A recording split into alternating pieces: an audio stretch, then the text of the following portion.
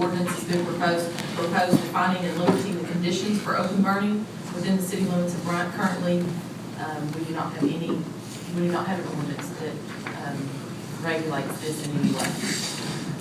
Chief, I'm going to give you the one first, and then just, guys, let's just be very orderly about this tonight. This meeting is being recorded. Just raise your hands and we'll work around the room. Whoever has comments for this. You say seated up here? For the nights, Okay. It is. So, It's whatever already chief- Thank you, Roy. You think what you think? Yeah, we want this on I record. want to make sure. So we hit the two red buttons on the top that say record. Okay, yeah, they're both. In 3, 2. Testing. Testing. I just want to say thank you for the council for coming together and work on this. This is what I wanted from the beginning, is this to be your ordinance. You're going to be the one to pass it and have input in it. So I'm really glad we got to this point. So Butch has been working with me on this. There's several that have been working with me on this. I haven't seen until a few minutes ago this latest version. I've read it. I'm all for that one, and Alderman Chandler just gave me another, hadn't had a chance to look at it yet. So, Alderman Higginbotham, you want to discuss yours and the input, where it came from? Okay. I took our original one, which got published in the paper, and along with Chris and you and Mr. Odell and Gladden and Mr. Chandler, came up with a whole lot of suggestions with public input. First thing we did was take out the nuisance part. If we get in all the rest of this, it's pretty much going to eliminate a lot of that anyway, I feel like, and plus defining what a nuisance was and how we were going to monitor that was a little bit difficult, so we took it out. As far as the residential burning in the yards, we've changed the wording a little bit to allow during the burning period of March 1st or April 30th to begin at least 1 hour before sunrise, and then 2 hours after sunset, and that's also for the period from October 15th through December 15th. We added that in because usually it's light anyway, and that's usually the calmest times of the day when the winds really just calm down and shuts down at the end of the day, particularly. I changed one item that said the above time spans may be expanded, shortened, or completely abolished. Well, with authorization of the Bryant Fire Chief, and then I added with approval of the City Council. Because while I know Chief Jordan wouldn't go around changing and just eliminating anything we put in there, we wanted to make sure that somebody that follows along, not that we want to get rid of you, but somewhere down the line, if somebody comes along, we don't want them just going in there and changing everything up without us passing it by us. That's mine, you better look at this. He told me. So Butch, we're saying that basically from March 1st through April 30th. April 30th, like, citizens can burn yard waste. Right. And then October 15th through December 15th. Yes, Any sir. other times they can't do that unless their property is more than waste. Yes, the next sentence after the city council, the burning of yard waste for properties of more than 2 acres will be exempt from the calendar burn time period. Excuse me, would one of y'all in the audience go to the back and let Lauren Gladden, and I'm receiving text messages that he's trying to get back. Thank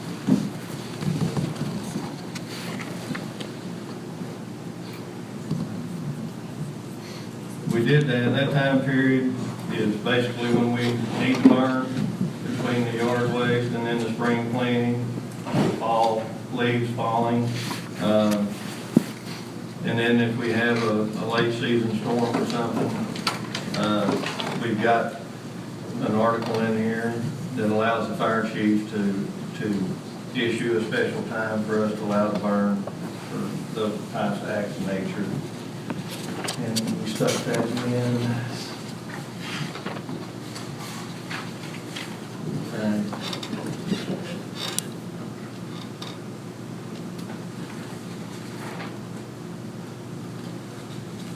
Are we ready to discuss?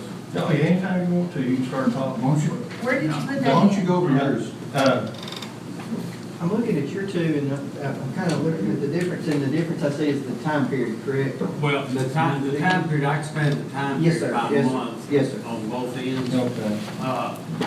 That's just my, that's personal. Yes, sir. And I We're want gonna- input. We're from you gonna guys. say November, what you got, November the I think you've got 15th? Well, you know, October, January. yeah. Because let's take it, at Christmas time, a lot of people are off like the last half of December, and that may be when they do yard work or do their burning. I know that's when I do it a lot of times. That's when I do my last, and I don't do as much burning. That's perfectly fine with us, because, and if that's okay with the other, that's arbitrary to us, that's the fire department, that's what the input I would like, and I'm glad you did that. We just wanted some input on that. The thing I like about mine is, on the burning yard waste properties more than 2 acres. If you'll notice on mine, I made that item C. Yours?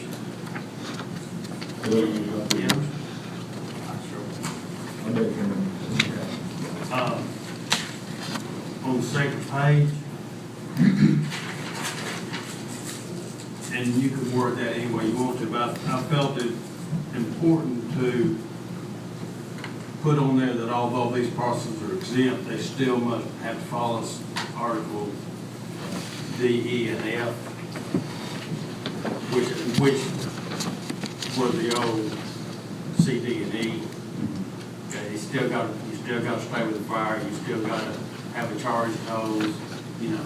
So it doesn't make them wholly exempt. Oh, yeah, right, and You that's, know, I they think, still have to follow. It's in ours, it's on it's just B a in little bit ours. different, but it's the same manner, yes. Okay. Yeah. Another thing I changed is on the first page,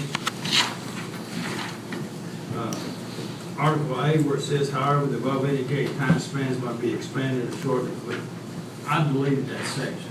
I'll tell you why. If I'm gonna be a stickler for what an ordinance says, he's the only guy that can do that. If the police chief has a reason to want to change the burn ordinance, a justifiable reason, he can't do it. If the mayor wants to change it, she can't do it. He can do it. And that's why I think it should, city council's gonna be in charge of that anyway. So I think it would be less confusing to just take that out. Be better for me.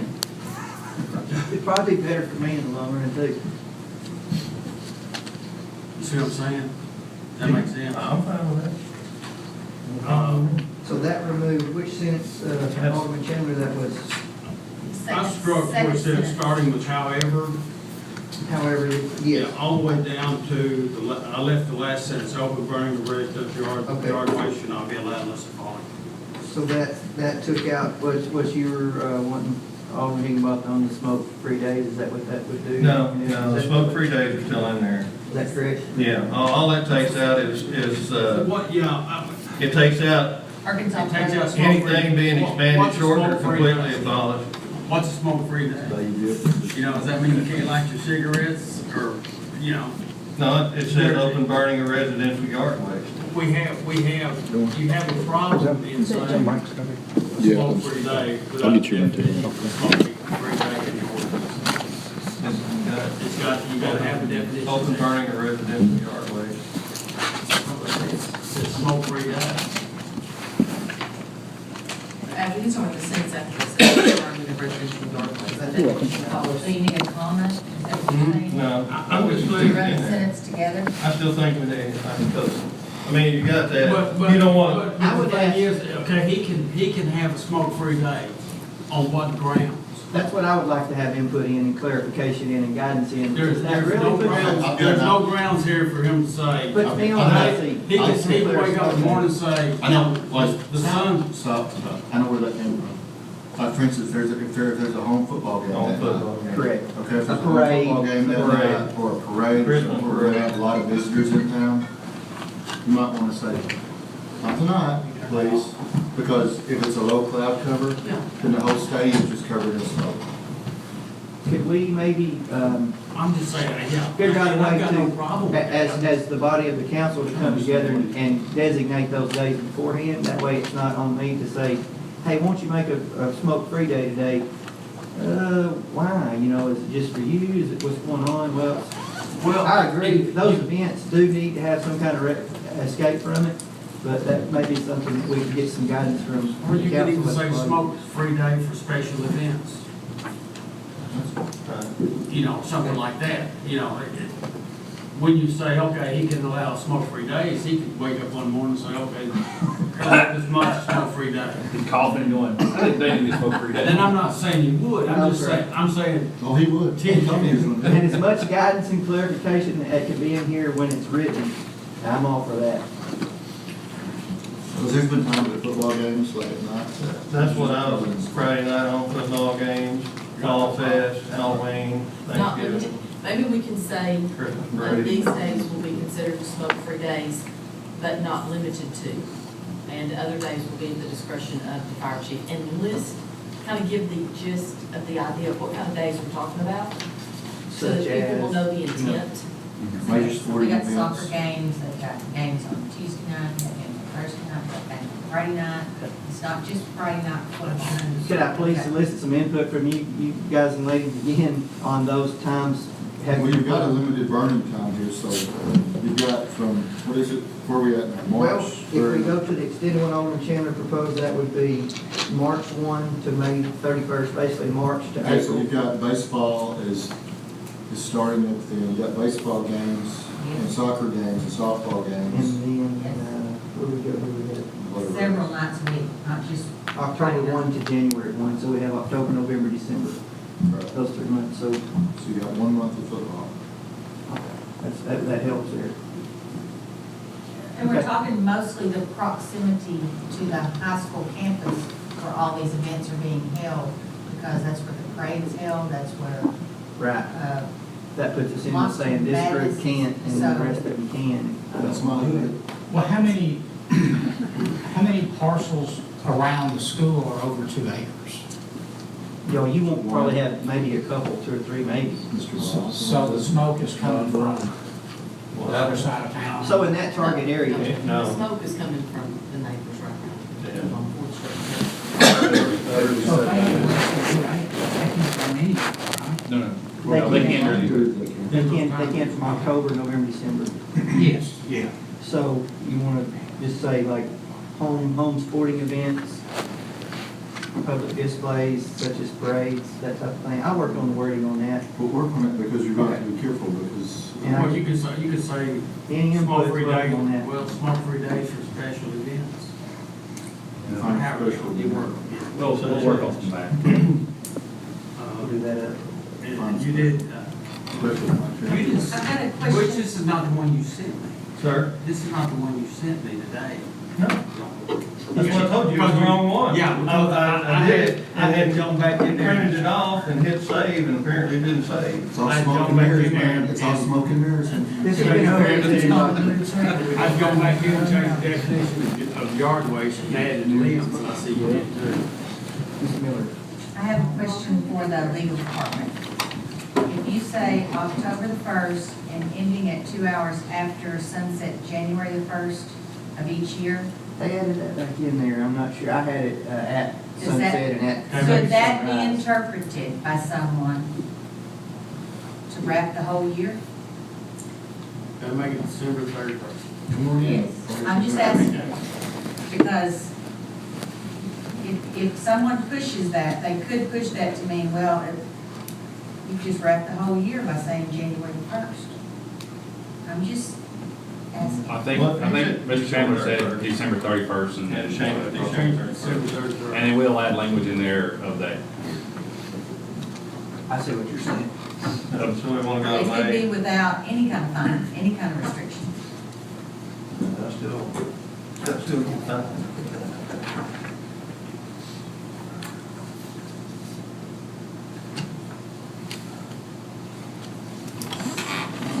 So the changes, the differences between the two, that was pretty much. You want to go December 31st, and then what was the other one, May 30th?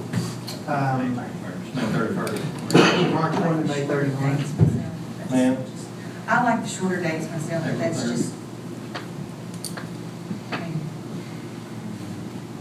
plenty of time, and then if we have a disaster. If they know that they've got this amount of time, and we send it out in newsletters that they've got from March to the end of April, Okay, let me give you an example. I play baseball, February, March, and April. My season's over in May. Every Friday, Saturday, Sunday, in those months, I'm on Bryant baseball, so I'm gone. If anything gets burned, you're gonna have to come burn my yard if anything gets burned on it. So, I mean, there are people who, those 2 months may not fit, me being one of them. And I don't with the have rains, I don't have free weekends till May. Well, the other thing, April's really long. It's wet, you can't burn those meat. Those 2 months are typically one or the other. You're through by the major summertime if you go May 31st. That's when your last You gotta stay off the drought seasons too, though. Whenever it's too hot, dry. Even with the longer burn period proposed for Alderman Chandler, that's 6 months out of the year that we're saying you can't, but 6 months we're saying you can. And we're also specifying some guidelines in writing to go by. I mean, that's a win on our end, I think, right there. Having something to go by and having half the year saying that you can't. Because right now, you've got nothing. We have nothing. So if somebody burns a fence down, you just gotta go put it out. Yeah, but I'll tell you a true story, and I'll be brief, because I know we got something else coming, but this has happened before. We got a call for a lady, calls us that her neighbor's burning, wants us to come check it out, and we always have to, because they said it could get out of control, it's open to interpretation. We go, and we're met at the fire truck, they told me about this, and I didn't go on it, but with the baby and one in her hand like this, and says they both have asthma, they hadn't been able to come outside because he, and the neighbor's out there like this with his rake. It's just because he keeps burning all the time. And so we say, calm down, they go over there and say, sir, where are you burning? What are you burning? He's burning 2 or 3 piles of leaves, but he's watching them. He's got to burn them. So, and the guy says, well, you can't tell me I can't because I've been doing this for 28 years and I'm only doing what I know to do. Whose side do you jump on? And this would give us something. If he was within the time frame, we could have a checklist. We could start making checks and go through there and say, he's within a certain thing, and then we might could make a determination if it was a safety deal, the smoke was just rolling in. This gives us something, but that's the kind of stuff that we're met with, and we're putting a middle all the time on that. So this is a win. didn't recently a yard burn result in a house burning? Yes, And the next door neighbor's house partially burning on Lee Circle? Yes. Started from a burn pile in the back, and it was a bad situation. They had just had a fire there a week or 2 ago in the bathroom because of frozen pipes. And then he went to Lowe's to get the stuff to fix the pipe. 45 minutes, he was going to come back and house burn because of brush pile. That's just things that happen. Anyway. Either way, Right now, you got nothing. we have nothing. Yes, sir, that's correct. What has been the comment since it was published? I mean, have you received feedback from people calling in, asking you questions about the ordinance and the discussion that was going to take place as far as this? Actually, haven't received a lot, have not. The ones that call only ask, have we got something in place yet? And, I'm able to tell them that we have this workshop established and to come if they had input. And the rest of them, I've never had anybody call yet since we've started working on this year to say, well, I think you're crazy. Because I think people recognize, some people recognize that we're trying to do the right thing. Others are got it in their head that we're just trying to take away. But if they would listen to us all, we're trying to just put regulations in place to help everyone. Bryant, is a city now that's grown up, and we have to have something. But it has to be something that addresses the old Bryant too, with 2 acres and people that have been here, and that's been added in here. So I think where we're at now is a very good place. I think this is a real good, unlike any other part of government right now, this is a real good middle ground for everybody, because basically we're saying 6 months you can, 6 months you can't, and there's even a carve out for the purpose of someone that's got a large lot like you're talking about. We realize they got more stuff to burn, more stuff to deal with. Absolutely, they got better places on their property they can put it than right against the neighbor's fence. So I'm excited we've gotten this far. Well, and that was the comments I received too, is, you know, a couple of comments I had that was not in favor of this. They had this misperception that we can't burn all year long. You're going to ban, you know, I said, wait a minute, you know, and that's not. So I think, you know, when this gets put into place and people see what's, you know, being done, and the fact that education in the newsletters and when they can burn and that they can burn, I think it will eliminate some of those calls, at least the drivers. That's why I was asking what kind of feedback that you had. Not a lot, to be honest with you, but the ones that I've gotten feedback from, they were in favor of it, as long as it was done right. And I think that's what. I heard there were some tonight that were afraid they were gonna get blown away and were gonna come and didn't come, that if everything was worded right and they could still do what they needed to do, they realized that that was, you know, all they needed was something so they could do it when they needed to do it, not be no time limit.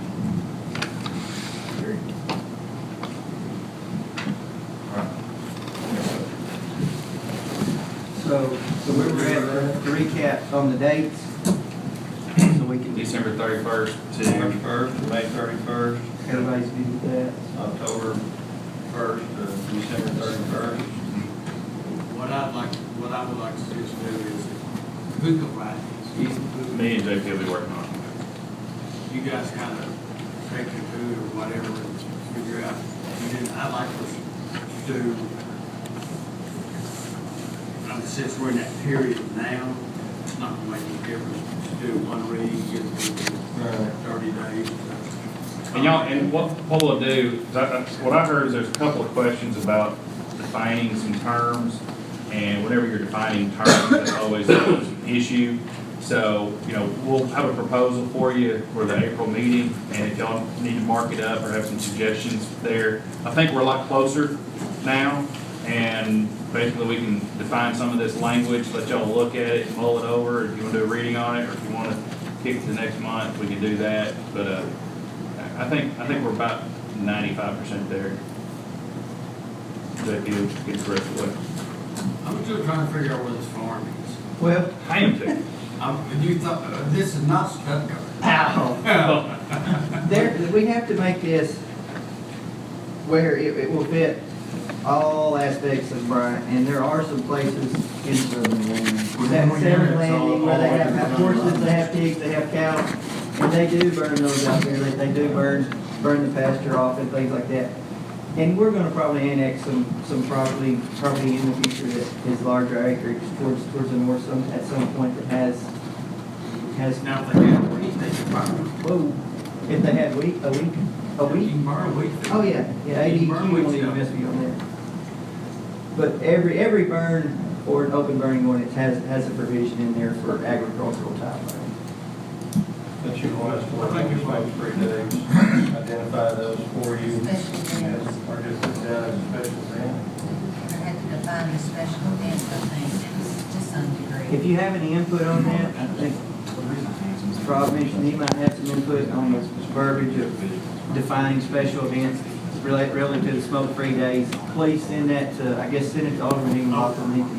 Okay, which brings me to my next question. Notification.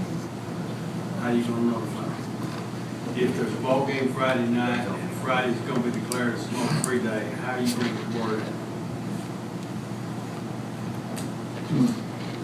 My point to that is, you've got ball games on Monday night, you've got on Tuesday night, you've got on Thursday night, you've got on Friday night. Why are you just singling it out on Friday night? It's usually the day. Because I go for Thursday night ball game. You didn't do JV, you already got the money. What about the JV? I'm just saying. Friday night football is a big night. I know, but And we got called to the carpet last year by Coach during one of those games on radio, television, Pretty much. because we smoked him out on beautiful October night. Well, Seems like we need to- there are other options. we need to make the time frame shorter. I started, well, you don't need to make the time frame shorter, but you could, well, you will limit everything. Okay, You could 2 limit hours time after on sunset. days. You could put a Or phrase in there that says that All of them have if to be it out by. affects a city function or school function, in any way that it can be asked to be put out. Can we use code red It's usually too late for smoke-free time? Well, I would, No, we've dropped our notification. most ball games aren't anyway. all we've got to notify me in place, not everybody's time. It would be a good excuse to promote Notify Me for those that do burn their leaves, to sign up for that so that they get the notifications as to when the smoke-free days will be, because you don't always know a year in advance what those schedules are gonna be. And we need to use it in that manner, but it would be a tool that if we really do want more people using that service. So, I think you could do smoke-free afternoons, basically, where you say, hey, extinguish it. And what you would do is if you have a complaint or problem, then you go up to them and say, hey, look, that ball game, we declared 5 o'clock on, appreciate you putting the fire out, no biggie. Sign up here to notify me, and that way you'll get notification when we do this. I think we could work something like that in so that, it's one of the issues I had. My neighbor loved to light his stuff off at 5:30 in the evening when I pulled in the driveway. But he was home all day, and I was like, man, burn the stuff in the day and be done. He's waiting on the wind to die. Now, he's waiting on me to show up. Waiting on Chris to show up because he knows how much you like to. Also, That wouldn't happen. Also, That's right. I know, the right? track meets, I mean, you've got track meets where kids are outside and they're running. Yeah. And I think, During the day. let JP and I mull on that. I think we got the general idea of what y'all are wanting, and we just need to create Because some. my concern is with it, that it be put in the ordinance somehow or another, Oh, that yeah. way it's not left open Oh, yeah. to interpretation, because That's part of the defining, that's part of the defining it. Yeah. I don't want to send those guys out there in a fire truck to ask somebody to put something out that They doesn't don't have say the that they have authority. the authority to do. You're going, we're talking about, a large area, you go out to wherever, as far as city limits go, they're burning over there, it's not gonna affect school up here. Right, you hate to penalize those people who are, I say In the maybe impact 1 mile around the school, central school campus. I have concerns about geographically locating your ordinance for enforcement purposes. I mean, maybe you can, but I have some initial concerns about it. I think, Can municipal league tell us about that?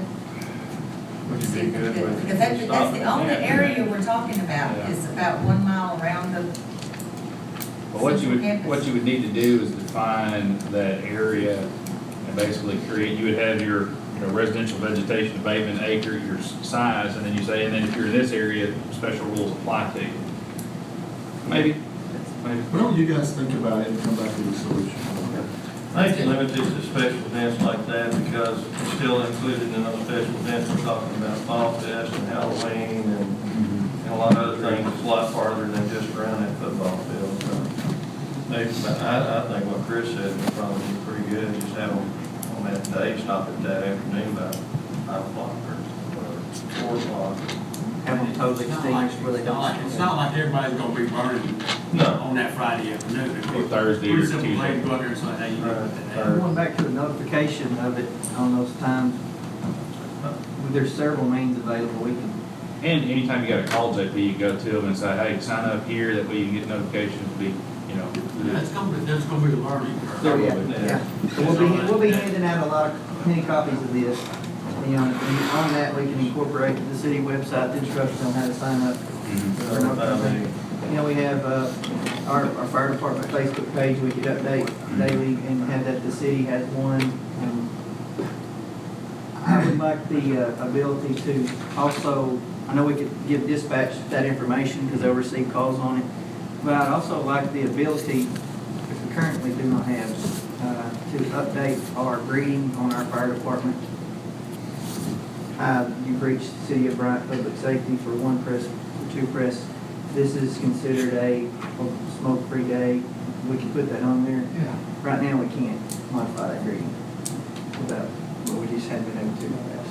So we could also incorporate into that. I think there's several methods we get the word out. When we might could do some signage, we can put out in different locations throughout the city. You know, saying today, smoke-free day, no after 5. Don't call it sign ordinance. We can work on that. No, we can't without, no signs. Oh, you can have that. We'll do whatever we can do to get the word out. Okay, thank you. We can Y'all did a great job. Okay, so Brandon, I believe you're up. We're going to talk about spirits in the park. Oh, yeah.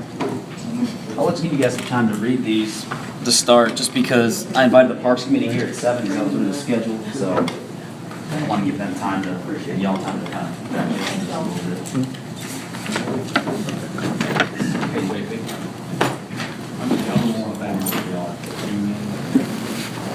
Swing by, and that's there.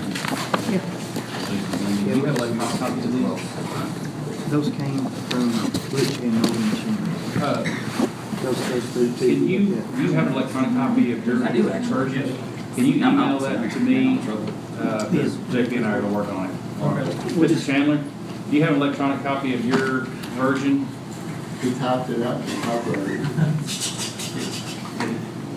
Yeah. Hey, I've got his copy he sent me, I'll send that I've got to it. you too. You can fax you a copy. We'll start working on it tomorrow. I'm trying to get electronic copies, so I don't have If to, anybody wants to look at these. so I don't have to type the whole thing. We'll go to Zoom systems, just from your office. No, I got some more. You may need another copy to mark up. Yeah, just swing by. Of course, if you were, whatever, you could scan it. I can scan anything, I just don't have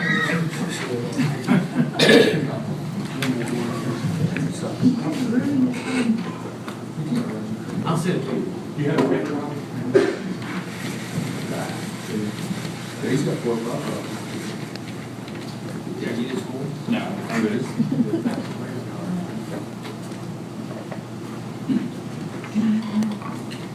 Oh, Debbie, I mean, Miss Broadway.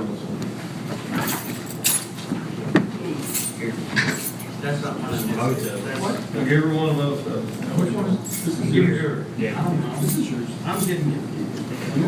Here's mine. Here's the. On everything. Thank you. Chandler said something out here. Take your time and look through that, you guys. I got Greg and some Parks Committee members that are going to be here. I've got done a lot earlier than anticipated. I like that. What's the ordinance that prohibits alcohol in the park right now? Right, you've got 2 of them. One is specifically at Mills Park, and that's 9013. And the one that is unlawful possession of alcohol in Bryant City parks is 2030. 2030? 1030, correct. So those two would be updated? I was gonna, it would, yeah, I mean, Okay. we're That was discussing that today. 1990? What's that? 90, just 90-13. Okay. Yeah. I was gonna print these off in the parks, but our printer's on Fritz again, so I decided that I can email this out to you guys if you need. But it's just a copy of the ordinance numbers, I think you got that.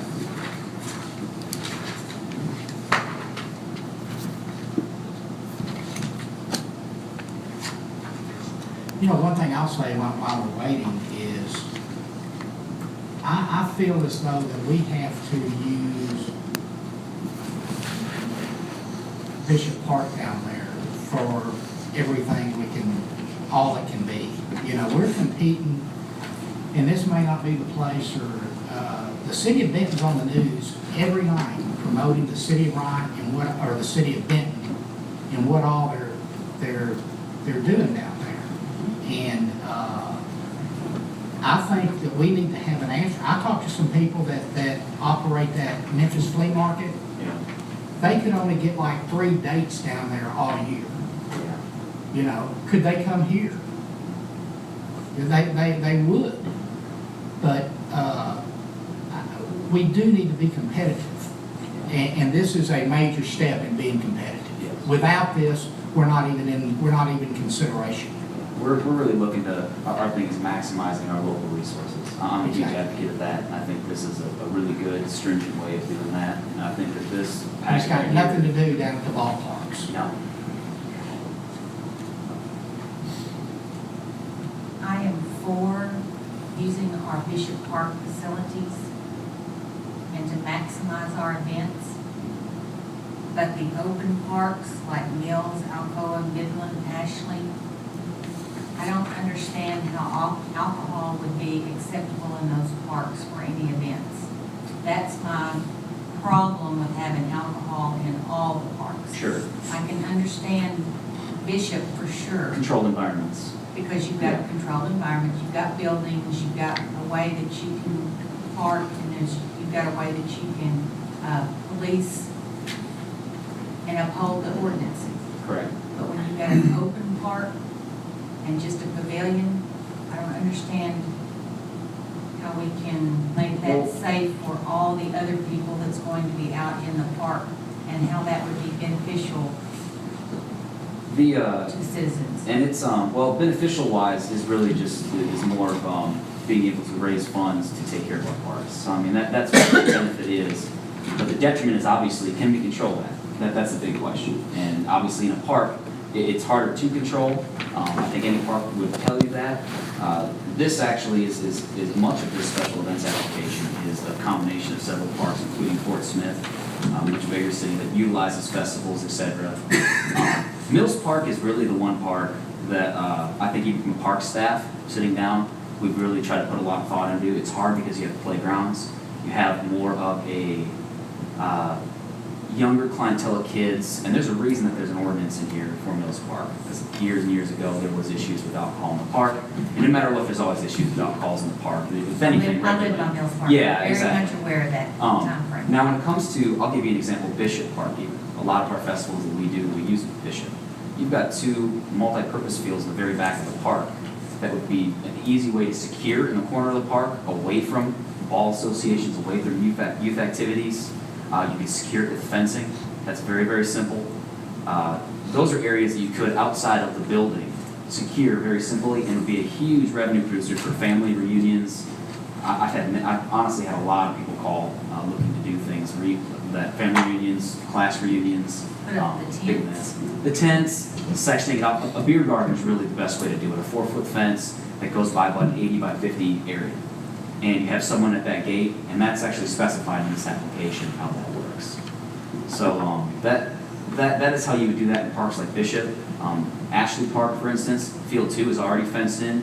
You make another fenced area for a beer garden. If you're looking to do, and part of our committee is really big in our Parks Committee, I know Lisa's here right now, and I don't see any of our Parks Committee here yet, is an advocate for trying to raise money earmarked towards these parks so we can keep them up to date and renovate them and can stay ahead of the curve, just like Jared was saying a second ago.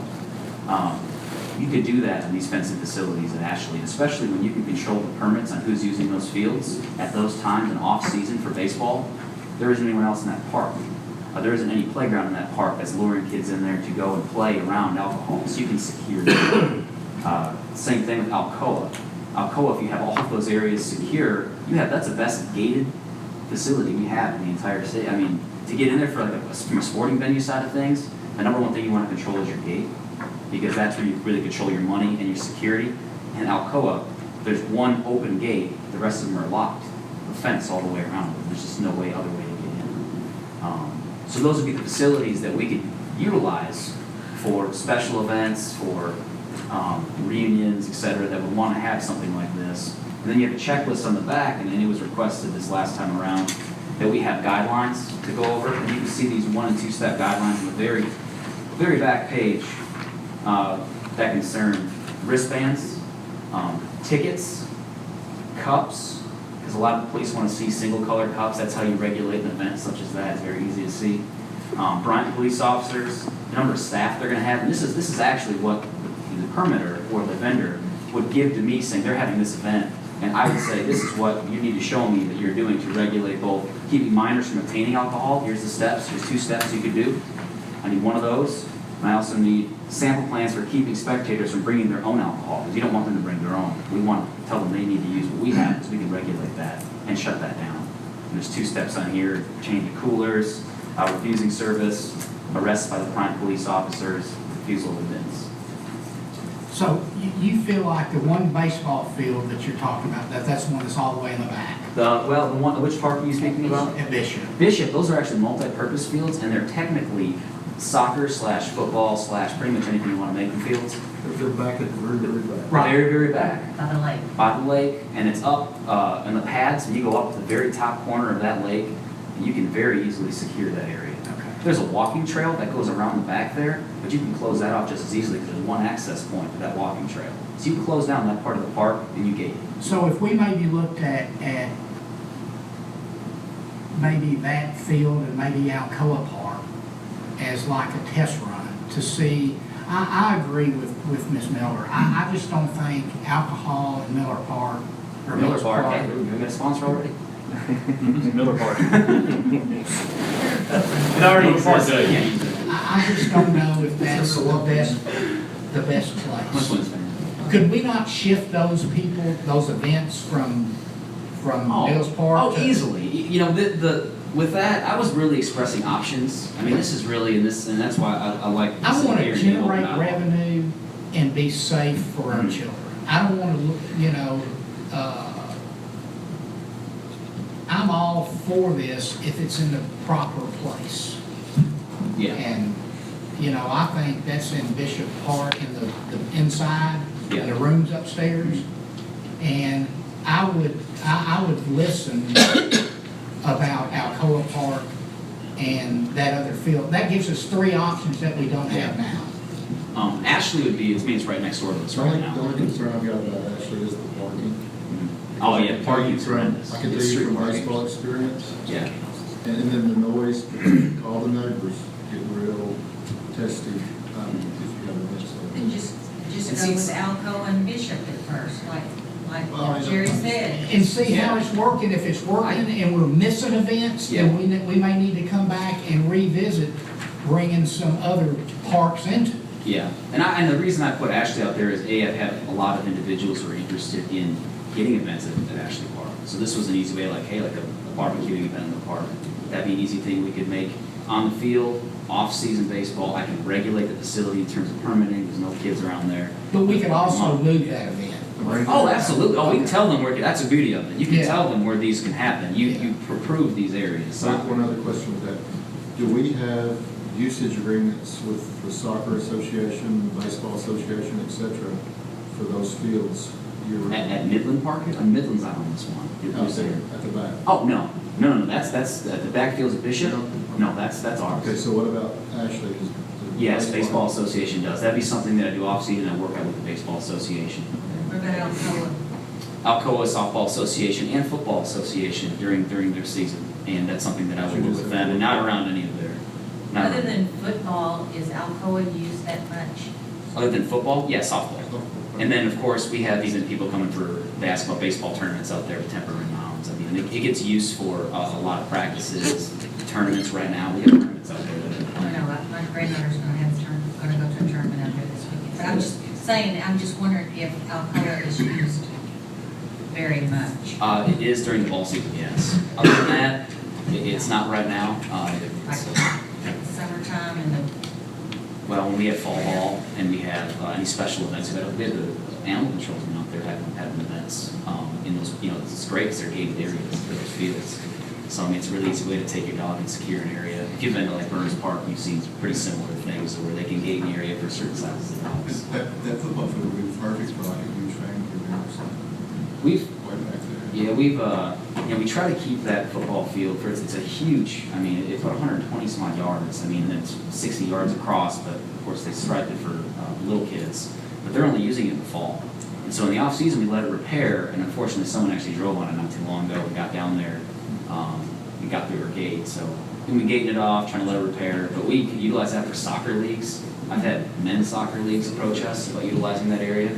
So we have a lot of things we could do out there. That's like I said, I'm trying to maximize those resources we have. It's easy ways. Can we do a lot of the things that they do at the event center, can we do that in Bishop Park?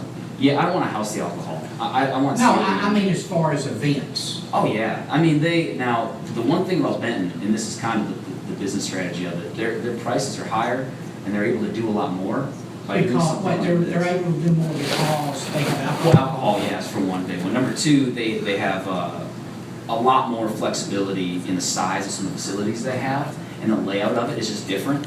But we can still get our share of the event center. Oh, absolutely, absolutely. I And mean, who's gonna be in charge of, is that gonna be your job? Greg Thompson is our special events coordinator. So his number's But on you here got as a lot well. of leagues going at the same Yeah. time that would have to be Oh, yeah. interrupted to Yeah. take care of these events. You Yeah. got basketball I and know. all that stuff, so. Yeah, I just think that we need to Oh, you're preaching to the choir on do what we need to do to be competitive and to be competitive 10 years from now. We're behind the 8 ball, and we gotta play catch-up. that. Yeah. Something I'll throw 2 in years that is gonna get real kind of serious. chimes along here is, one competitive advantage that Brandon's trying to bring to the table is that we've got some outdoor facilities that the Benton Event Center doesn't have. Exactly. So there are events like a crawfish boil or barbecue fest or those types of things that are That we getting can more do that popular. they can't. That we could do, that they wouldn't be able to do because it's indoors.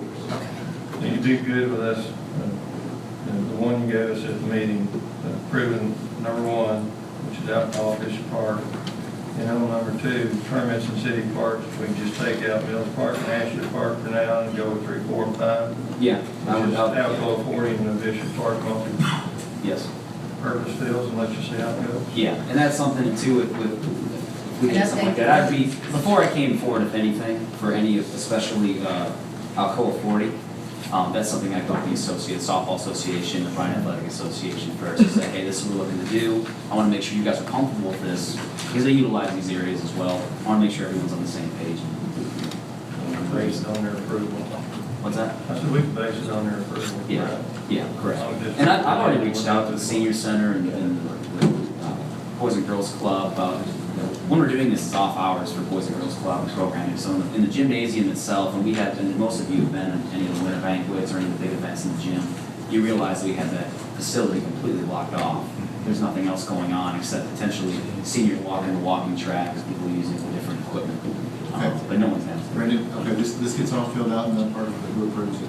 Well, looking on this, that's something to discuss too. Filling this all out, the first couple of pages here, as you can see, this is actually the ordinance. It's similar to what they have in Fort Smith. This is actually what the ordinance reads, this is the ordinance. I mean, it's almost the exact same thing, I'm not reinventing the wheel here.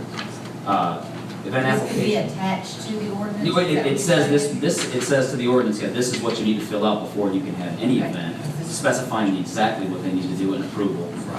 45 days, everything. And I think I have that ordinance number. Fort Smith Ordinance Section 24-201, if you want to look at that. You can just go to the Municode website and look that up. It'll take you right to this. All right, who approves this? This goes, well, we have a Bryant PD page here at the back. I approve these permits. It goes through myself. I will still take these to our Parks Committee, just to be transparent. But I think it needs to go through myself to make sure that there isn't any issues at all. I think that I'm the person ultimately that has a handle on this and make sure the security is what it needs to be. So if somebody's permit gets declined, It's are me. they gonna call the Parks Right. Committee members and complain to them? Nope, It's you. it's me. Okay. I love getting it. That's great. That's what I'm gonna do. And actually, we do that, What? actually, Mr. Brodell did that for a reason. He has the discretionary authority under municipal law and immunity. If he's exercised discretion within the parameters, as long as he's not abusing that, then the city's protected. I have just a question. I'm getting in late in this entire conversation, but regarding the beverages that would be served, the city's not going to become the beverage holder and dispenser. No. We're gonna utilize a third party. We're gonna go to a beverage provider and look for an exclusive contract with them. They're gonna provide it, and the third party's gonna deal with them. We're not gonna house the alcohol. Okay. Well, for example, I'm able to get alcohol donated as well from those like distributors. Mhm. Would I be able to bring that into my event after the permitting has gone through? You can't bring the alcohol in, but if you work with the distributor, let's say it's not always use Glaciers because of the biggest around, but like the Glaziers, you'd reach out to Glaziers and say, we have to deal with you for this checklist and this event. Okay. And Glaziers would be the one, you would negotiate the price with them, if you will. Okay. That's something that the city isn't, I'm not in the business of selling alcohol. Okay, I'm in the good. business of selling That permits. part, yeah. And mentioned we were talking just beer and wine, no spirits? Yes, anything like beer and that. wine, no liquor. There's no, say alcohol, I mean beer and wine. I think that's pretty evident on here as well. So, did that answer your question? I'm sorry. It did. I think if we're gonna make this go, though, I mean, nobody is gonna be surprised by my saying, I mean, I like a cocktail every now and again, and I think that if you're gonna. Debbie. Whoa. Oh. You know this is recorded, time out. I mean it. I apologize in advance. Turn them off. Saved Christian woman, and God loves me, so he does not have a problem with that. Hallelujah, amen. But my point being this, that I think that we need, if we're gonna explore all of this visually, and, I mean, beer and wine is fine, but for this, like, the Boys and Girls Club Gala event, we served cocktails and mixed drinks, and I don't want I was there. big, I know you were, and I appreciate it, but I don't want something like that. I'm not saying that the club's never gonna have an event at Bishop, I'm not implying that at all, but I think if we're in this conversation, we need to look at doing a real package. That, if you're going to bring this in, and you want hard spirits or hard liquor there, you're gonna have to pay X more to do that, and you have to compound additional security or something else that needs to go along with the safety of the property. And we've spoken to the Parks Committee about that. They're not very comfortable, especially in the front end. We're being very, in the future, that's something that definitely we're being very conservative. I mean, this is if you've read this, guys, it's very conservative and very detailed for a reason. I think in the future, that's something that you could definitely look into, because obviously other event centers do that. But we want to learn to walk before we can run. And I think that making sure that we're harboring a safe environment is really important for the parks. Sure. So, I think if you want to look at hard spirits, you could limit it to events at the center. Upstairs, Because Yeah. that way you have control. Lights off. Control over it. yeah. Banquets, things of that nature. Then I'm very happy that this conversation's happening, and I would hope that it would move forward with that Call it in Debbie mind. Broadway. Yeah. So- Say it, write it. I got Parks Committee on Monday, so I want to make Debbie sure the Broadway Broadway clause wants is booze at the park. So it's, I guess discussion-wise, And two, let me, if we completely excuse hard alcohol, then I think that will eliminate us getting some events. It would eliminate us from having to Starlight Gala. it would. And how can we eliminate our own event? Yeah, and I agree with that. Listen, if people but I are don't- gonna get drunk and cause problems, they're gonna get drunk drinking beer, drinking wine. Hey, I've been as drunk as a skunk on all of them. Okay? So, Is this a revival or something? That's what put Debbie and Jerry together to have this. I want audio and video. Jerry Henson. no, I'm all about giving you all the tools you need to be successful in your job. Okay. That's what I'm about. Okay. And bringing these things to you, you can create more, you can do more, and we can be competitive. If we sit around and continuously let Benton run over us like a freight train, we have got to get We haven't had an competitive. assault hole lately, have we? But $45 million complex in. We have got to get there.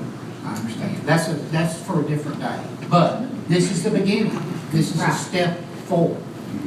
And, yeah, I'd be okay with that. That's something that I'll discuss at our Parks Committee meeting on Monday, about the opportunity or the option of having that at Bishop Park and improved facilities. I would say definitely if we're gonna do the upstairs rooms, I'd say the gymnasium is just as easy to secure, to be honest, and for big events. Yeah. For hard liquor, it wouldn't really make much of a difference if it was just upstairs or just downstairs. You could be pretty No, if versatile. we're gonna do it, you're right, it doesn't matter if it's upstairs or downstairs. Yeah, But only in that building, yeah.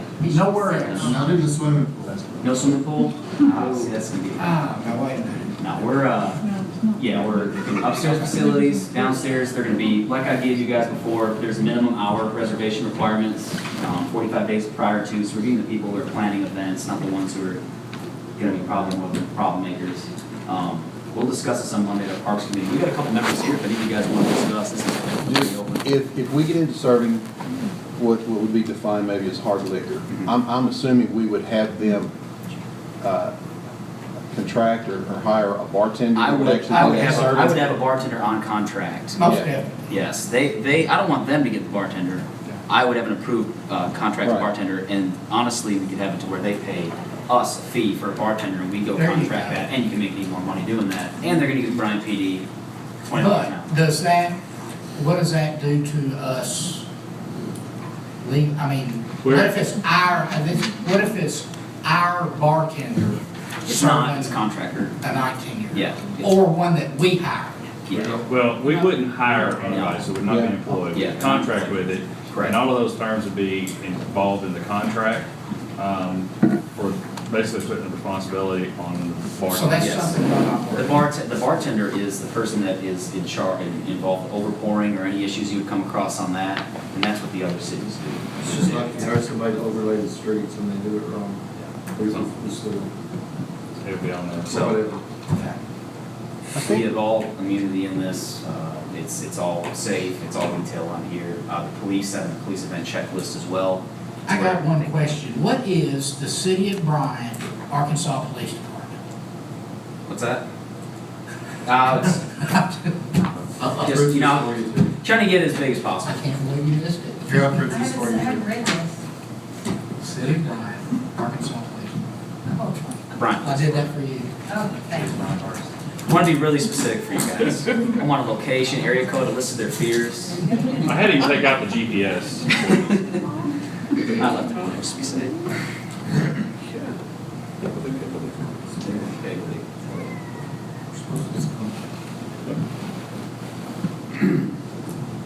So is this going to go to the parks and come back to us? Yeah, I'm gonna attend a lot of In committees another meet here. workshop, or what's We're the gonna plan? address this in the Parks Committee, and then we'll be drafting an ordinance much like this that will come to your approval at the next council meeting. So that would be the plan, In April or in May?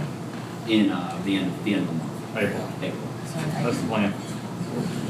And that's why we wanted to have this tonight, to kind of get an idea of the parameters of what you Yeah. guys think work. And so that way we were writing to what we discussed this evening rather than writing just without any guidance, so. The open dialogue really helps, especially because, you know, we don't want to shoot first, ask questions later, we're coming with an ordinance, we want to make sure that we have thought this out completely, we have everyone's endorsement, and, you know, as safe as possible, and you guys see all the angles, so that's kind of. And the benefit is you guys, you know, out there and with experiences, you've seen things and issues that maybe we hadn't thought of. So it's an opportunity, you know, you're asking questions, it's like, oh, that's something we need to address and think about. Well, I mean, I was all against, you know, alcohol in the ball fields, except for this ball field. That makes sense. I just had this. Can I ask one thing? Is anybody watching the weather and how long do we have to play this? 11 o'clock, we're good. Very good, thank you. Butch, are you finding a radio? Done. You're going over to Ashley Park, see what's going on. That's so happy to see him, he's getting out of here. Jerry, don't fast. Did you Mine say? says 11 o'clock. Say that again? Fort Smith ordinance? Their ordinance is section 24-201, and you're gonna get 24-201. And you're gonna get, what you're gonna get is something that looks almost identical to this, will be uniformed for the city of Bryant, and went through and made modifications. Greg put this together for us and has been all kinds of contact with them. And they've been very, very helpful to make sure that we're doing it right. They have lots of events in Fort Smith. Yes, they do. We actually had our ARPA there last year, so.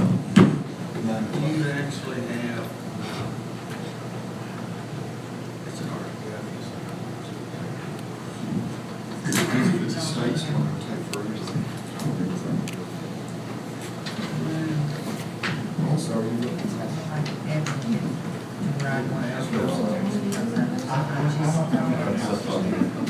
I I'm just saying, It's stretching it for me to go there. I'm saying. I think if you can come around, I think this is a good compromise. It gives them more than one opportunity. I think, It gives you more opportunity to house different events. yes, and a big reason for all those parks listed is because all the parks that draw a public crowd, we actually have permits that are available for those parks. And also that we wanted to earmark the money that we made with these new revenues we've pulling in and be able to put them back into that park so that we can make improvements and honestly just work more like a business. Take care of our own.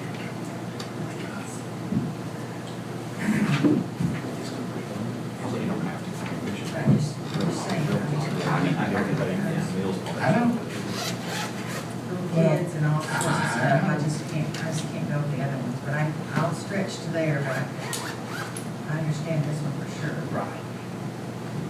This is where most of them are. Yeah, if you y'all, We need a place for outside, maybe it might be. you want? I don't want to know what you're doing. I do want to, You know, you As long as we keep it to two You got parking and everything there. The ball, I'm not just whatever they call. You really know, and if somebody wants to have a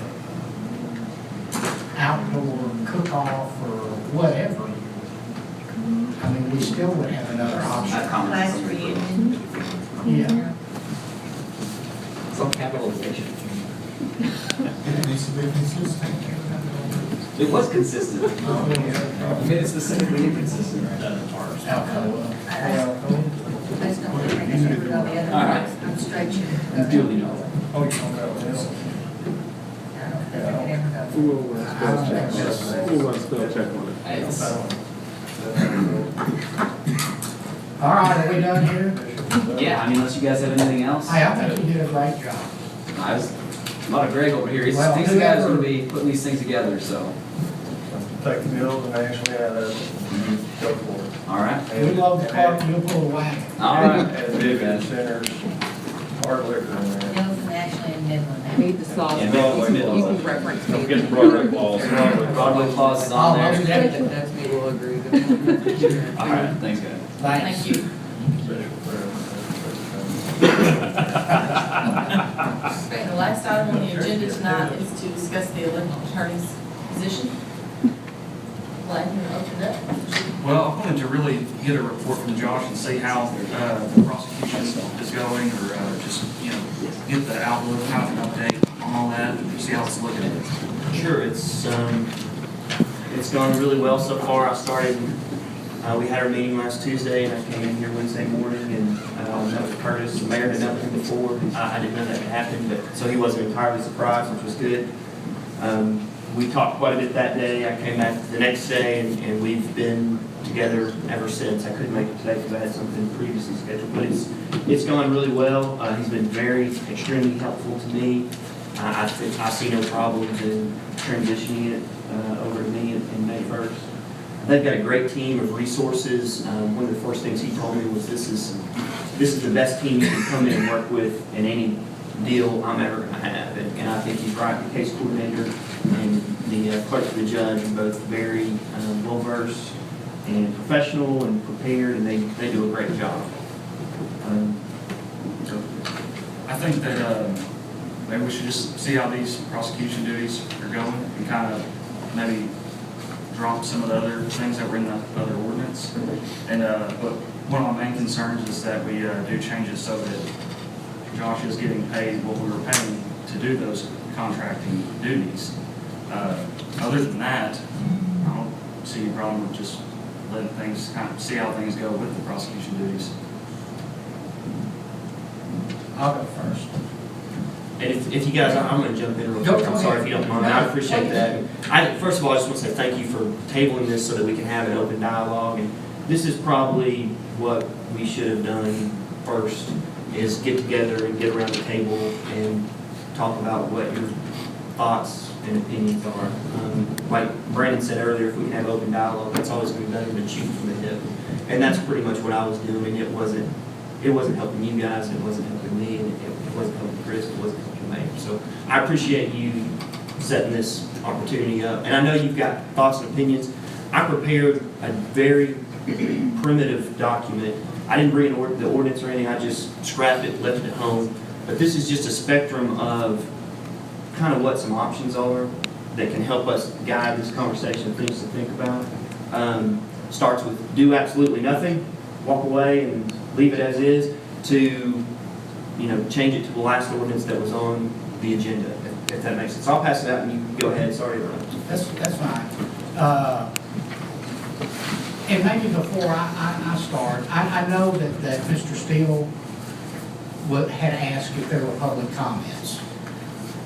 I feel like if he's taking his time to come out here tonight, if he has something he wants to say, if that's not an issue with anyone else, I think he should be able to say what he has on his mind. Or anybody else. Right, yeah, that's the only one that I heard from, so that's why I did that. But you're right, if there's anyone else out there, if we can somewhat limit him just a little bit of positive. But go ahead. Thank you, council. Having been on the council for a long period of time, I was familiar with the ordinance, like the elected city attorney. It limited the duties and salaries for that particular job. However, in talking with the citizens of Bryant who voted in the last election, they were under the impression that the person that they were going to elect was going to be the city attorney. And I've had several people comment since then that they're disappointed in the fact that that didn't happen. I just wanted to make you folks aware of that. I've talked to some people who had the same thought, the same opinion as to what they thought they were voting on. Thank you. Thank you. Anyone else? All right. I'm just going to tell you how I feel about this entire issue. I agree that the ordinance that we have is out of date and it needs some tweaking. It needs to be looked at to make changes that we need. I know that when Josh, and I want to say this, I have a lot of respect for Josh, and I like Josh. Josh knows I disagree, but we're still okay. This is the way I feel, and this is what I've never been able to square in my mind. First of all, we had an ordinance in place when Josh ran for that job. He clearly knew what his job description was and what his pay was going to be. Okay, that was there's no way you could not understand that. This is where I have a large problem. First of all, is if we take this particular ordinance or this job description and we change it, if we go to the last, I'm going to start there and then work up. If we change it to a salary of $70,000 a year, $30,000 to do misdemeanors, the ability to keep and maintain a private practice, and get full benefits of health, dental, whatever benefits the city offers. I have to believe that if these people that you've had these conversations with, because I've had the same conversations with different people. I've got a friend of mine now, and she won't even speak to me over this issue. But this is what we can't change it after the fact. If in fact that were advertised as $70,000 a year to do this, you're going to get $30,000 to do this, you can maintain your own practice, and we're going to give you full city benefits. I have to believe there would have been other people run for this job. I mean, there is a huge difference in a $10,000 a year job and probably $150 by the time you work in benefits and,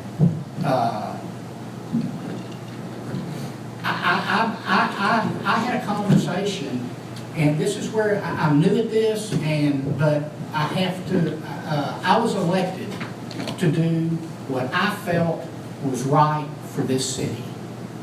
I do not feel it's right to somewhat run for a job and have people on the council that are willing to change it. I just don't think that passes the smell test to all at me. I don't see how anyone can justify taking a job and completely changing it after an election from a $10,000 a year job to $100 and something thousand a year job. I don't think that's right. I have spoke to many people that feel differently about this. After I explained to them the way I feel, they agreed 100%. I know that there are some people out there that had a perception of what the city attorney job was. There were also a lot of people out there that had no idea. You would think in your mind the city attorney is going to make more than $10,000 a year. I would think that. I don't know of an attorney that would work for $10,000 a year. But we got one. Right? So does it solve all this if we just go ahead and do the misdemeanors? Well, And- this is what- And drop the But at the same 75,000 time, and when he everything? was elected, the prosecuting duties were already being contracted. So those duties were contracted out. And that's been changed. But the ordinance says that's I have one question, I don't know who it would really go to, but if Chris resigned tomorrow, just bear with me here, if he just resigned tomorrow for some reason, who would take over the duties as the attorney then? Where would that power go to? Well, the way it's under the deal right now, Mayor Dabbs is going to get to appoint somebody unless we change No, we it. have an elected one. There's a difference. I think where everybody's missing it, there's a difference between a staff attorney and a city attorney. It's two different positions, and everybody's trying to make it one, and it's not one. It's two different positions. Where I work, we have two staff attorneys in our office. And if we need some other legal work done, the attorney general, who is elected, is our attorney. But we have two staff attorneys. There's a difference. They're not trying, our two staff attorneys are not trying to take his job because he's an elected official. So it's two different things, and I agree wholeheartedly with Jerry. You knew what the job was, you knew what the responsibilities were, you knew what it paid. And I think to have this conversation now is basically a waste of time. I think if you want to change, or if people want it changed, come back to me in 3.5 years before the next election. And so it can be changed then prior to the filing period, so those people will know what they're running for. So, Even though we have the contracted attorney that has resigned, and now those duties are open, Those duties shouldn't be open. Josh shouldn't be doing, I think you are doing. I mean, that was the attorney at that time, though, when we contracted that position. as of May 1st, that attorney has resigned. You're talking about Judge Ricker Curtis. Right. And now then, that contract is being dissolved. Correct. So whenever this position was filed for, those duties were under contract. Now then, they're not, because he's resigned. Well, they're not under contract because we have a city attorney now. We have a man that ran for a job to do those specific duties. But That's what that job is. Aren't the duties of the elected city attorney to prosecute misdemeanors? That's it. So And that's what he's doing, from my understanding. Yeah, that's what he's doing. That's what he's doing. All right, well, so. But I think Butch has something, he's being patient and they're raising. Go ahead. No, I'm just trying to be nice. I have two things. First, I agree with Alderman Gladden. I'd like to see us address the salary issue. Obviously, it's one the one that ever ran for it in the first place. And the second thing is, as a citizen of Bryant, when Josh and Doug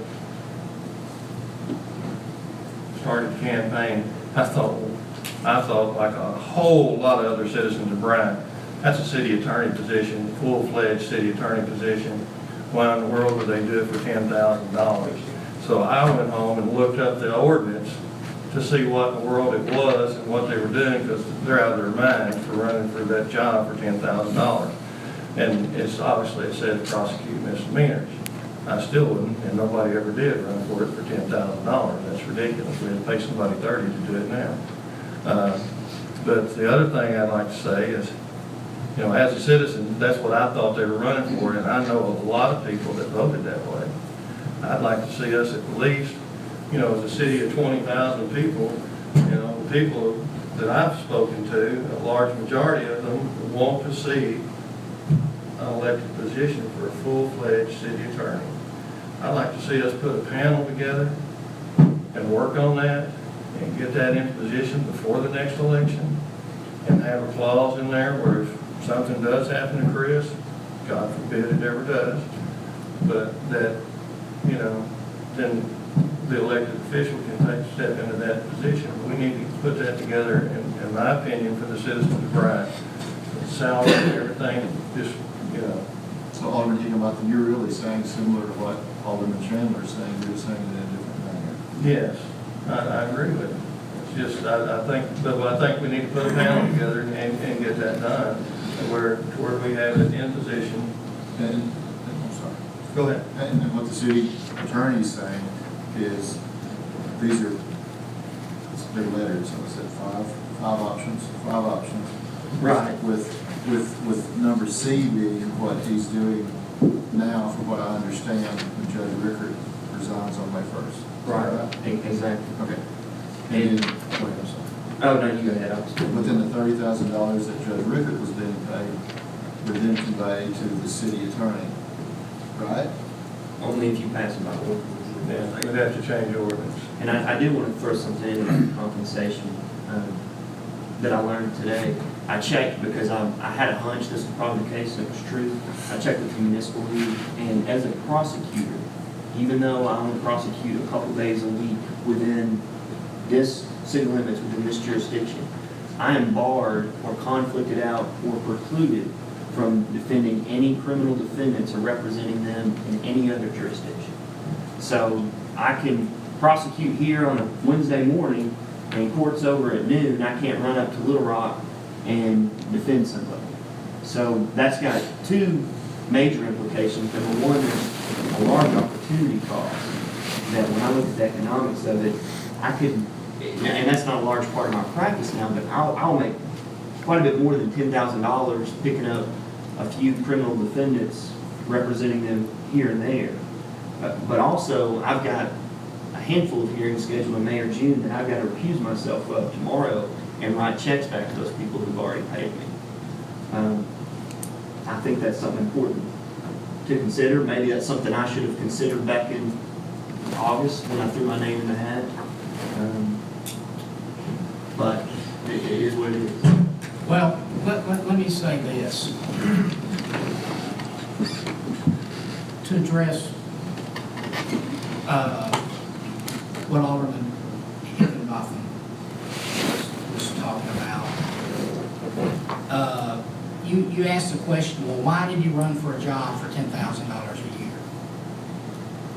Because that wasn't the plan. The plan was to get elected and change it after the election. I have talked to people that were on this council that are not on this council before. And the exact words to me was, we almost had it done. I can't make any of that square in my mind. I am in favor of changing this ordinance, re-looking the whole shooting match, but not until the next election cycle. And I think that's very fair. I think there are compelling reasons to do it. I don't there are think we can compelling reasons change not to. anything, because once we start changing any part of it, that opens the door to change a million different things. And I believe that the people feel the way they do, some do, you're not ever, as we all know, because they don't really know the facts. Had they known the facts, that was only a $10,000 a year job, they wouldn't have the expectations that you're not getting to do your job. And, again, I think I owe it to the people that voted for me to tell them why I feel the way I do about this. I feel very strongly about it. I'm all in favor of doing some changing, but not after the election. That's just... But Jerry, the conversation started before the election. It was That's- after the filing, but it started back in September. That's the problem I have, is that the conversation Before the election was- started before the election, that, An open council meeting. and some not so open. I don't remember that. It was in September when we talked about it. Well, then why didn't we change the ordinance before the Before election? the election. Why, I'm asking you. Well, and if it started in September, correct me if I'm wrong, but the filing deadline was in August. Right, that's what I'm saying. It was So- after the filing, but It should before have the been before the election. filing. Oh, okay, I got So you. people would have had an opportunity to. Right. And that's my whole issue with it as well, is it's not that, the ordinance doesn't need to be abolished. I believe it needs to be amended, but it doesn't need to be amended now. And I'm not in favor also of raising the salary to a different price after this election has happened and the people who ran for that position ran for that position. So I believe that, there could be some changes made.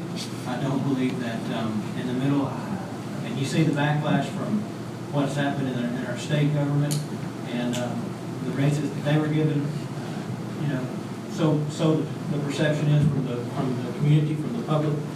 And I just don't feel like that now's the time to try to come in and change something different after the fact. It needs to be from January 1st, 2019, if we're going to make a change. But it's not necessarily making a big change. We were contracting out for the 30,000, and now we're done with that contract, so basically, we'd be paying nothing. So I see it to be fair to go to Josh for that. And I agree, I do with what you're saying, but I agree, my and that's issue, not the right time for me. my issue is, what's wrong with saving $80,000 when he signed up to run for $10,000? Where's the 80 coming from? I'm talking about the 30. Four-year term at $20,000 savings saves you $80,000. Why can't we save the money? Because he chose to run on $10,000 a year. We also agreed though that these duties warrant that amount of money for the prosecution. Then they should have been changed before the election, not after. Why didn't our No, they council? should have been changed before someone ran for it, which we didn't know someone was gonna run for it. So if we change all this next time and nobody runs for it, it's. Well, I promise you, if we change it to make it, if we change it from a $10,000 a year job to over a $100,000 a year job. That's not what we're asking. We're asking just for the prosecution duties. In 2 years. Here, I've looked. While you look that up, we've got 2 residents that have taken time out of Oh, their schedule to be here tonight. come on Keep up. raising their hand. I'm going to give them a minute. I want to pause our discussion for a That's minute fine. and give both of them an opportunity to say something. I keep seeing y'all waving at us, so. I don't remember the exact date that the ordinance was written, but that salary has not been upgraded since the 1980s. I agree. And I understand what you're saying, Jerry. We should have done it on the front end. He ran for $10,000, but why not be fair about this? And pay the person what the job is worth. Do you think it's fair to change a salary after an election, after somebody gets elected? I think it's fair to upgrade a salary to a person. So it's to a position, not a person to a position. So if the aldermen want to raise their salary, then that would be okay. That'll be okay for you? They have Well, if there done was that something in that the we past. weren't doing that was being contracted out, it's not like it's just money coming out of somebody's pocket. It's already being done.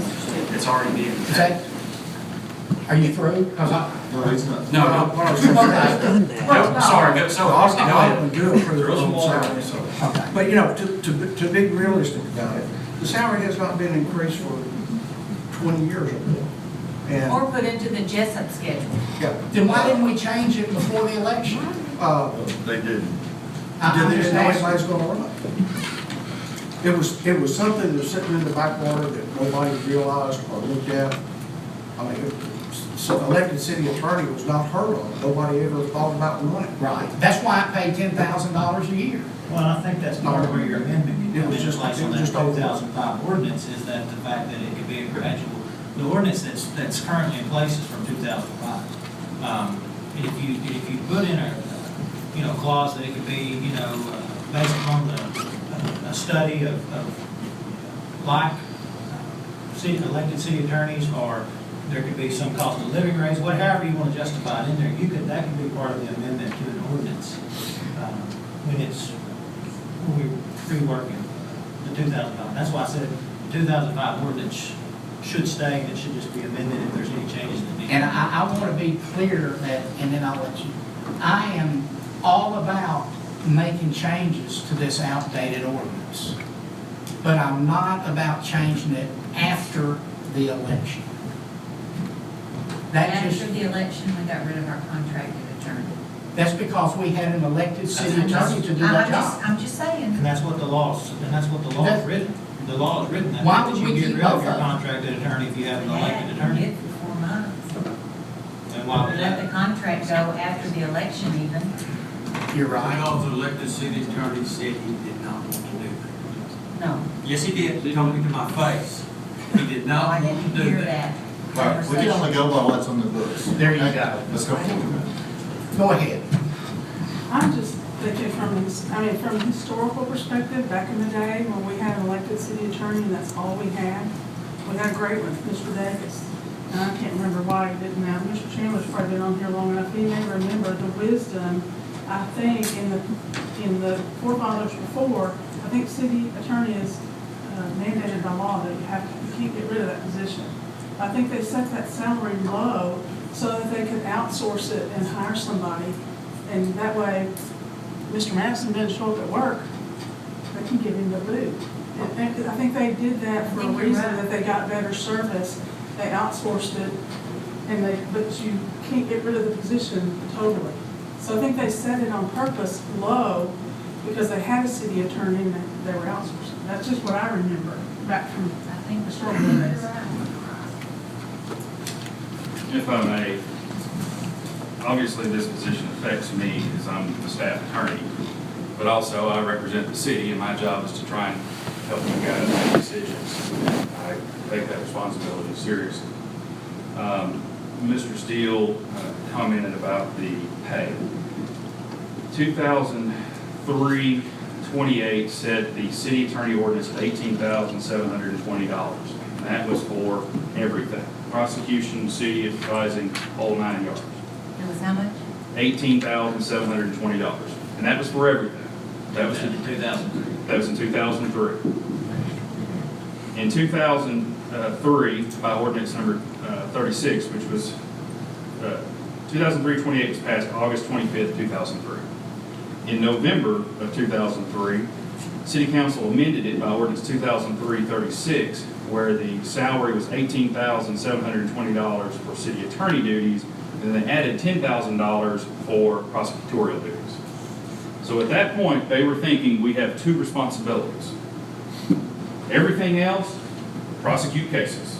And they divided that up, and they paid $10,000. Mr. Davis resigned at the end of 2004, if I remember correctly, and we had an appointed attorney to finish out the term. It was a lady by the name of Leah, I believe. In 2005, the end of 2005, they passed ordinance 2005-33, which is the ordinance that's been in place now. And it separated out the everything else and the elected attorney position. Because the elected attorney position under the ordinance that Mr. Farmer has read to you guys, and I think we all say it's pretty clear, relates to prosecuting city code violations, both criminal and civil, and city misdemeanor cases. They set the salary $10,000 to $10,200. They actually raised it from $10,000. Okay? So that's a little bit of the history. Now, Mr. Farmer also commented about the criminal defense stuff. He's absolutely correct that if you are a prosecutor and you represent the state in criminal cases, you cannot take criminal defense cases. That's clearly stated in Attorney General's opinions. It's something you should know as an attorney. Now, Mr. Farmer, came in here, the job says $10,000 a year. We work contracting with Curtis to do that. Part of that responsibility was that we didn't provide him a city phone. We didn't provide him his internet. We didn't provide his licensing fees. We didn't provide his training stuff. Mr. Farmer, as a city elected official, through my budget, gets to attend CLEs on the city. He gets a city phone. He gets city email. He has these things that Mr. Curtis, Mr. Rickard did not have.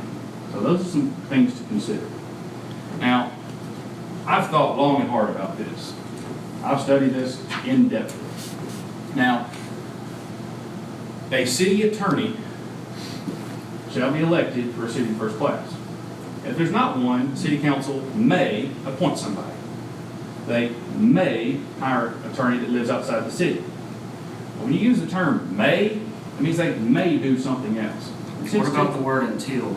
Isn't there word until? It does say until, and if you will read the statute, it talks about may hire an attorney or law firm to do city legal work, advise, or prosecute. So it may do any one of those three things or none of those three things. Now, the city has historically divided the city attorney responsibilities from prosecuting city cases to everything else. My job description, which was passed in 2010 for the staff attorney, is everything else. It is, I defend the city, I represent the city, I come to city staff meetings, I'm a department head. That's my job title. So if y'all got sued, it's my job to defend you under that job description. Let me ask you this question also. If we got sued, would the city's attorney, the city attorney's name be on that suit as well? Depends on if he's being sued or not. If the city's being sued. Would he, the question is, would he have to be an attorney of record? Is that your question?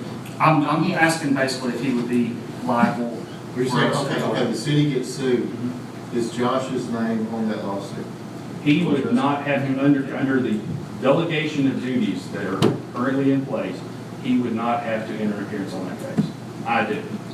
Every case that is involved in the city. Now, what do you mean an appearance? I'm asking, is his name going to be on the legal documents being sued? Well, they can list anybody they want in the lawsuit. You have parties and you have counsel. If he's listed as a party, i.e. I sue the city of Bryant, Lauren Gladden, Josh Farmer, then he would be a defendant. And I would advise him not to represent himself because nobody should represent themselves. The question is, would he be an attorney of record, which means representing the defendants? Under the current delegation of duties, no, he would not. Would he be liable in any way? No. Okay. Because here's the thing. This is actually the most interesting part of this. I mean, I'm a little bit of a law geek, and I was studying this, and for cities of the first class, there's two statutory responsibilities. One is to have one. If you don't, you may do this, you may do that, okay? The second statutory duty is to prosecute cases. And the only reason that duty exists is if the county prosecutor says, I'm not going to do it. So the county prosecutor has the right to say, I'm not going to do it, and it falls to the elected city attorney. And if I recall correctly, that's what happened when we contracted with Judge Rickard. That's correct. That's correct. Used to do it. We used to have the county do it. And then 2010, was it? what happened was because of Judge Cassidy's election and the apparent conflict between Judge Cassidy and Ken Cassidy, the prosecutor, we had to contract that position out. Okay? Now, you look at a city of the second class or townships, there's a statute that says city attorney shall do A, B, C, D, E, F, and G. It lays out statutorily what an elected city attorney will do for the city. Cities of the first class do not have that. Statutory interpretation tells you if the legislature is specific on one thing and not on another, then they're treating them differently. And that makes sense when you look at the terms may and puts in those clauses of or. Basically, the legislature has said, cities of first class, you're big boys. You can hire whomever you want to handle your legal business. And in fact, we do that. We hire the Friday Eldridge & Clark firm to do our bond work. You don't want me doing bond work.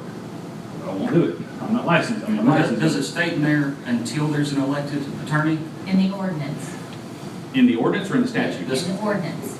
The ordinance doesn't say anything about that. It doesn't say anything about it until. In the statute. Now, the statute, let me pull it out. Because this has been an area of confusion that I've heard you all talking about. And Mr. Farmer may take a different opinion from me, but I think this is pretty clear. Incumbent city attorneys shall continue in office until their successors are elected or qualified. No attorney residing in the city is elected as city attorney. If not, the city council may select a resident attorney to fill office the remainder of the unfilled term. So, when Mr. Davis resigned, they appointed Leah somebody else. She fulfilled that term, okay? Then council divvied up the responsibilities. They took everything else, put over here, and they put the elected over prosecution. There was not a prosecution firm, so they hired Cross Gunner and Witherspoon to do that. They billed the city a whole bunch. That got canceled. We entered into a contract with the county attorney's office, county prosecuting attorney's office, to prosecute city cases, keep that separate. So that fits within the statute. Now, your specific question. It says, let's see. Which statute are you reading from? 1443 through 15. It says, licensed attorney of this state or attorney's firm to serve as legal advisor, counselor, or prosecutor until a qualified city attorney is elected and qualified. So it does say that. But you keep mingling the staff attorney position with his election. They're separate. His election was for prosecution of city cases because that's what it divvied it out, or prosecute. So What about managing the staff? Does that go to the city attorney or the staff attorney? That goes to staff attorney, Okay. because that's under my job description. Current ordinance, though, it spells out the job responsibilities of the elected attorney. That's correct. Until we change that, it is what it is. Well, I guess I'd like to just clarify the question here. My only thing I'm asking here is that since he's doing the misdemeanors, we pay him what we were contracting. Right. That's it. That's the only question I'm asking here. Yeah, I do that. Well, that's ultimately a political question of whether or not Mr. Farmer should be held accountable to the job he ran for and should get a pay raise, or should he get paid the contract? And I realize Mr. Farmer does have some benefits that Mr. Ricker did not. And that's what I was discussing a while ago. Use of city phone, city email. He has the legal Did he have department. to come to city council meetings though? He does not. So he's doing a little bit extra duties by coming to city council meetings. Part of that, Maybe that's where his phone and different things like that could come from. his showing up to city council meetings is a matter of him deciding to be here or not. My job description specifically says I'll be at city council meetings. My job description says I will represent the city and each of you. And I So will do we're that. trying to do what's fair or slap him on the wrist? I'm trying to explain to you what your options are. Okay? Fair coordinated. Okay, I like option C. Thank you. All right, can we just agree that maybe option C would be the best one? Are you wanting to include city council responsibilities? Option C reads, as I see it, prosecutes misdemeanors and appeals, attends city council meetings, and serves as an additional advisor to the city council. And I think that's pretty much what we agreed to when we wanted to terminate the contract with Judge Ricker. And then increase the pay to $30,000. Right. I'm sorry, I didn't have it in my. Right, no. So, I think that's fair. And I'm We said 2 weeks ago. Right, we agreed to that 2 weeks ago on a full council meeting. That we agreed to pay 30,000? Or that we Let agreed to? Rickard go. Yeah, let Yeah, Rickard we go. let him go so Josh could start his duties. Right. You know, I'm all about taking the additional money and paying Josh. I don't have an issue with that come next election. That is my whole hang-up is changing a job and changing the salary after the people voted on it. Why didn't we do this before? Why didn't? Let me ask you this. When y'all were comparing this to what the state was doing, when does the governor take his new pay raise? Next election, 4 years from now? I don't know. No. I don't know about what the governor does. And the legislature and all that, that was done this legislative session, it takes effect next fiscal year. Okay. So that's what I'm saying. They do things as they are elected to do them, to make things more comparable. They didn't do them to where the next election, 4 years from now, we want it to be this salary. They did it now. Okay. Well, I was the one that brought that up. My point in saying that was the fact that you seen the backlash from that. You seen how the people were not happy about that, and that was my whole point. Saying I wasn't saying that, you know, it wasn't going to go into effect for 4 years. My point was saying that they were elected and then the raise was given. And I'll say, I guarantee you some of them will pay for it next. and I guarantee you they will. And I think if something's happened here, it will as well.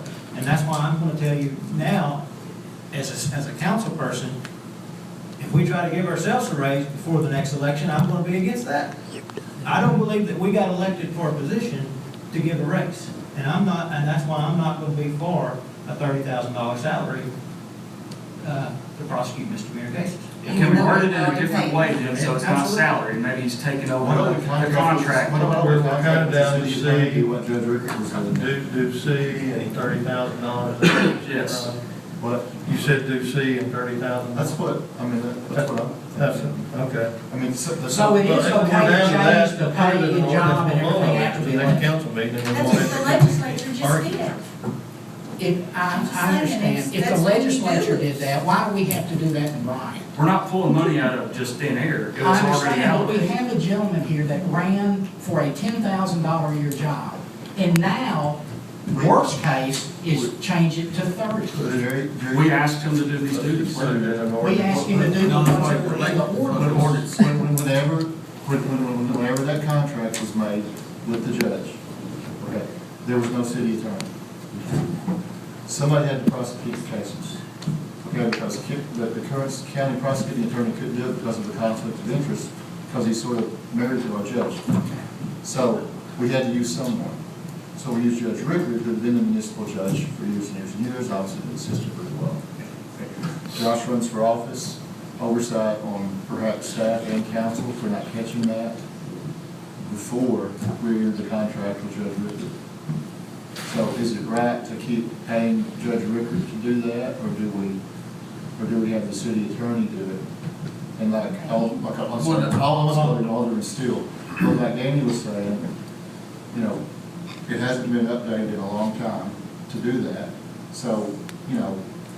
But I think that the law was the law was pretty clear to me that it said if we have an elected city attorney, then he needs to prosecute the cases, not the contract attorney. And the other part of that on the Judge Rickard and his pay was, how was that $30,000 derived? Because part of me wants to think Judge Rickard was a judge before he had been in law practice. I'd say probably at least 30, he's not 40 years. 50 years. 50 years. So I would say that, you know, part of that $30,000 there, and again, going back to him being a contract, when I have a contract employee versus, when I have a contractor working for me versus an employee, the employee has the benefits versus the contractor doesn't. So I think, you know, with Judge Rickard not having any of those benefits, then he obviously had $30,000 and the experience of 50 years or however long it's been, I don't know, arbitrarily. I'll speak up here because I see where you're going with that. We were actually getting Judge Rickard at Steele at 30 grand. If we prosecute with the county like we were before, they charge 37,000 to send someone over. Judge Rickard was truly doing that as a service to the city. I don't think that's a good standard to go by if you're looking for what's comparable in the marketplace.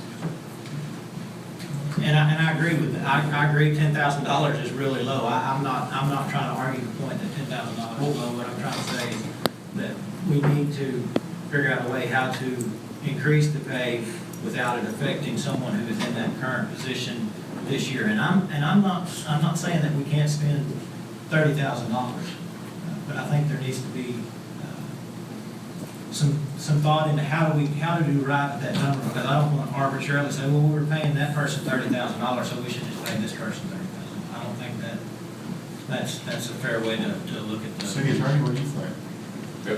Sincerely, I think 30 is actually pretty low for prosecutors. Chris, you said we had some other attorneys hired and we fired them because the price was so outrageous. Do you remember how much it was? I don't remember what the, Just ballpark. seems like over the 18 months, Cross Gunner and Witherspoon, they sent different attorneys out here each time, and they were billing by the hour. So we're way over 30,000 bucks. Yeah, it was well over 30,000. I don't remember specifically, but it was well over 30,000. And the county, I think, was at 30 or 37. I was thinking they were at 30 also. They were 37.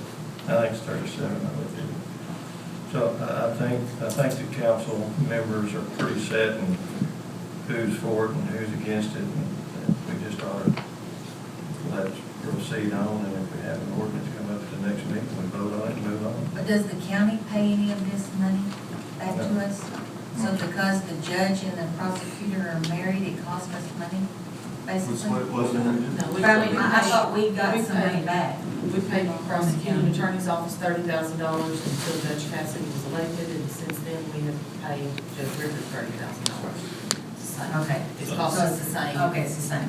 What we get reimbursement for is court expenses, because this is a district court that also handles other courts in the city. So the county pays us for the judge. We get half of the judge pay, not on the Oh, prosecutor. just half of the judge's pay. And Josh, let me ask you a question. Sure.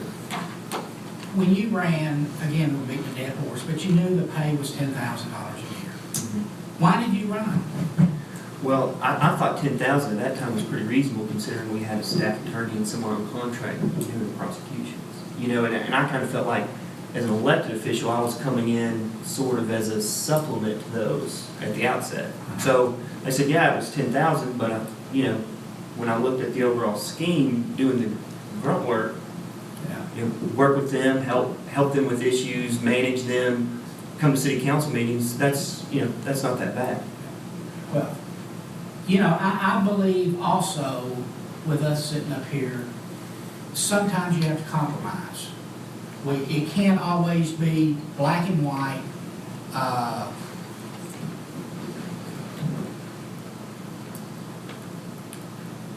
I would be willing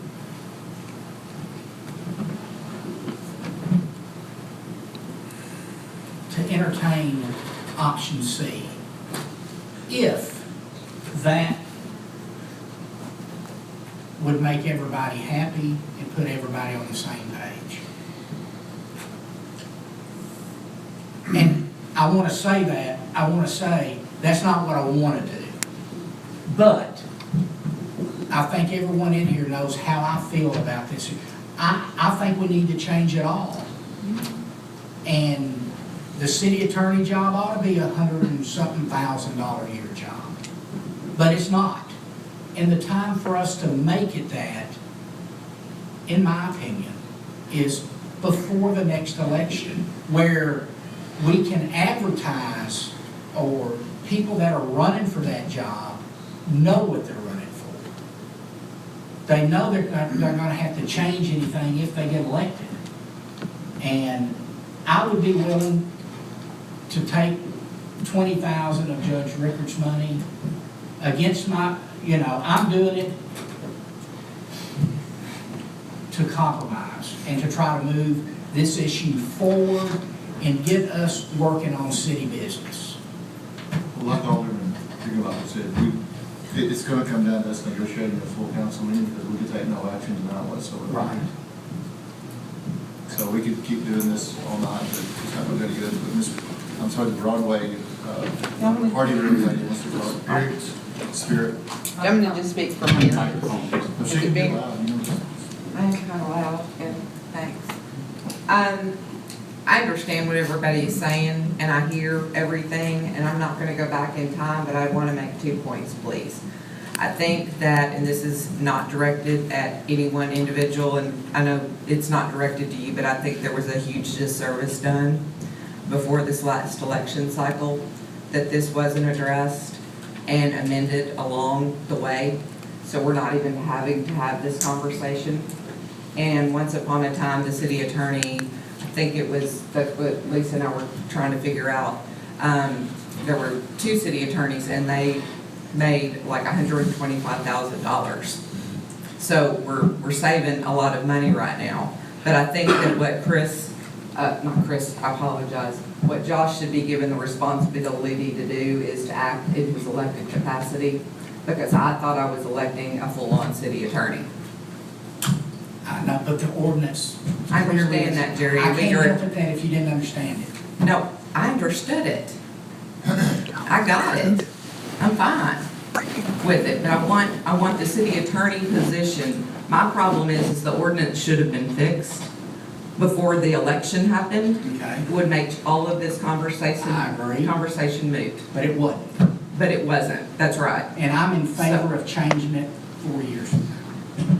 We don't need to wait for 4 years. So compromise is something that we all need to think about and entertain, that everybody sees 2 sides to a story, and that we want to work in harmony and we want to work together. And I would like for you all to consider doing that. I'll So do that. the C, but I think it should be $10,000 plus the contract money.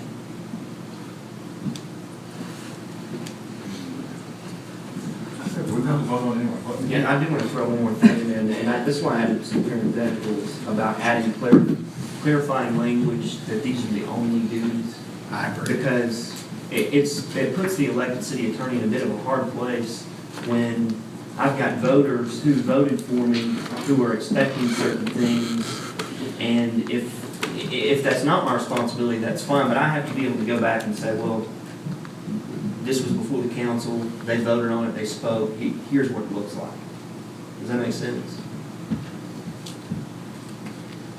Yeah, because you're counting to your voters. Right. Right. But the voters are accountable, I mean, it's not our responsibility to educate the world. Okay. People have to read what the ordinance says. Alderman Bladner, you satisfied with this? Yes, yeah. Can we be excused? We don't want to talk some more. I mean, I love talking to you. When is this one, I don't know, in April or in May? April. In April, 2000. April.